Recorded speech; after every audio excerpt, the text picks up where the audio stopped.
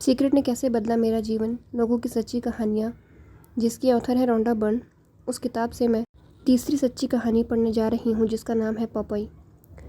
मेरी 21 साल की बेटी और उसका 4 साल का कुत्ता पॉपॉय हमारे यहाँ 4 महीने तक रहे, जिस दौरान मैंने पॉपॉय की देखरेख की। जब मेरी बेटी दूसरे शहर जाकर रहने लगी तो वह लाडले पॉपॉय को भी ले गई। हमें 2 महीने तक उसकी कोई खबर नहीं मिली। फिर एक दिन जब मैंने पॉपॉय के बारे में पूछा तो मेरी बेटी ने बताया कि वह जिस मकान में ठहरी थी उसके आंगन से वह कहीं भाग गया था और अब तक नहीं मिला। मैंने एक पोस्टर तैयार किया और उसकी 100 फोटोकॉपी कराई। जिस इलाके में पॉपॉय गायब हुआ था मैंने वहाँ चारों तरफ पोस्टर लगा दिए। मेरी बेटी ने बताया था कि उसे भागे हुए 1 महीना हो चुका है। मैं हैरान थी कि उसने हमें यह बात पहले क्यों नहीं बताई। आंकड़े बताते हैं कि अगर गुमशुदा पालतू पशु पहले 3 सप्ताह में नहीं मिलता तो उसके मिलने की ज़्यादा संभावना नहीं रहती है। पोस्टर लगाने के बाद मेरे पास उस इलाके से कई फ़ोन आए जिनमें बताया गया कि उन्हें एक लावारिस कुत्ता दिखा था। फ़ोन करने वालों ने जो जगह बताई मैं वहाँ दौड़ी दौड़ी गई, लेकिन पॉपॉय कहीं नहीं मिला।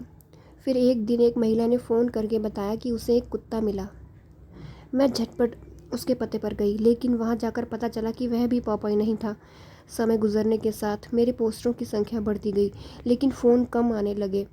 मैंने इलाके की छानबीन करने के अलावा अखबार में विज्ञापन भी दिए। मैं लोगों से बातचीत करके उन्हें पोस्टर थमाती रही। तब तक मुझे द सीक्रेट की कोई जानकारी नहीं थी। इसकी जानकारी तो मुझे तब मिली जब मैं अपने बेटे को कॉलेज घुमाने मिसिसिपी स्टेट यूनिवर्सिटी में ले गई और कैंपस के बुक स्टोर में गई। पहली दफ़ा मैंने उस स्टोर से कई चीज़ें खरीदी, लेकिन द सीक्रेट नहीं खरीदी। मुझे वह पुस्तक दिखी ही नहीं थी। बाद में उसी दिन मेरा बेटा एक पुस्तक खरीदने के लिए हमें दोबारा उसी स्टोर ले गया और जब हम बाहर निकलने की कतार में लग रहे थे तब मुझे द सीक्रेट दिख गई। मुझे ज़रा भी पता नहीं था कि इसमें क्या था, लेकिन इसके कवर ने मुझे आकर्षित कर लिया और मैंने इसे खरीद लिया। वीकेंड ख़त्म होने पर मैं पुस्तक को घर ले आई और पढ़ने लग गई। इसके बाद मुझे इस बात का एहसास हुआ कि पॉपॉय अब तक घर क्यों नहीं लौटा था। उसके जाने के बाद मैंने उसका पलंग गैराज में रख दिया था।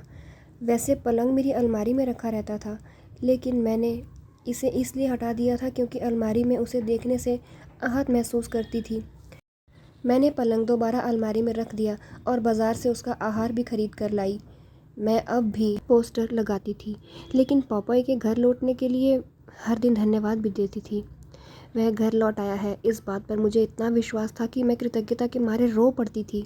2 सप्ताह तक कोई फ़ोन नहीं आया, लेकिन इससे मेरे विश्वास में कोई कमी नहीं आई।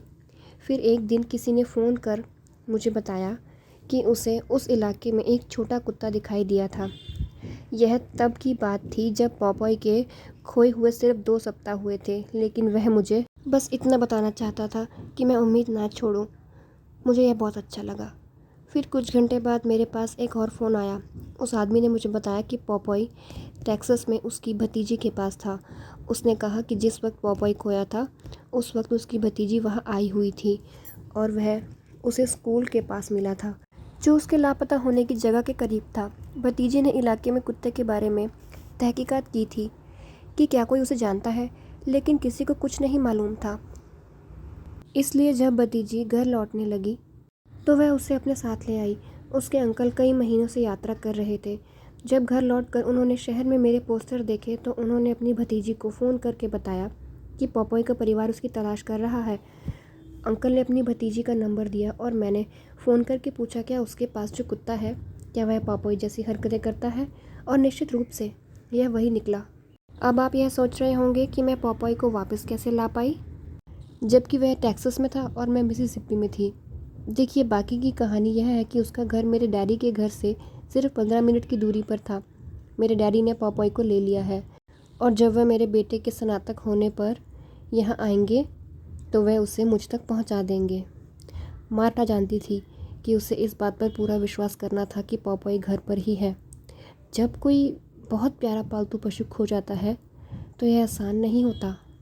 उसने कुछ स्पष्ट लेकिन बहुत शक्तिशाली कार्य करने का चुनाव किया, जैसे उसका पलंग वापस अपनी अलमारी में रखना और उसका आहार खरीदना, क्योंकि इन कामों से यह संदेश गया कि पॉपॉय घर लौट आया है।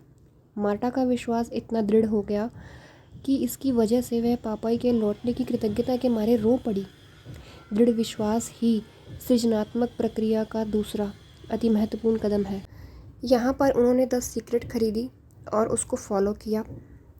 मार्टा ने एक्ट एज इफ टेक्निक का यूज़ किया, उस तरह से एक्ट किया जैसे पॉपाई उसके पास है, उसका आहार खरीदना और उसका पलंग अलमारी से बाहर निकाल देना। और उसने ग्रैटिट्यूड फील किया, इस हद तक किया कि वह रो पड़ती थी। तो एक्ट एज इफ और ग्रैटिट्यूड की टेक्निक पॉपाई उसके पास ले ही आई।